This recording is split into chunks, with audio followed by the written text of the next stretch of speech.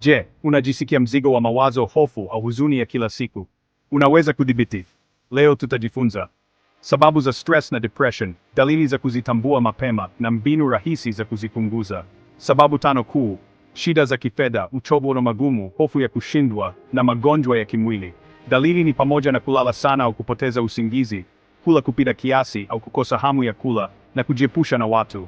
Njia 5 za kupunguza stress: mazoezi ya kupumua, kutembea kwenye mazingira ya asili, kuandika mawazo yako, kupunguza kutumia simu, na kulala saa 7 hadi 8 usiku. Depression ni ugonjwa, si ulegevu. Kumbuka, haifanyi kuwa dhaifu kuomba msaada.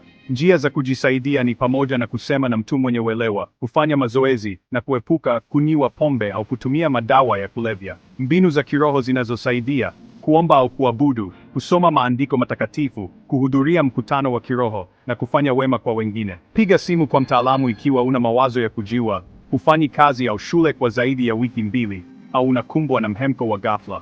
Usiogope kuomba msaada, ni ujasiri. Stress na depression si lazima zikubaki maishani mwako.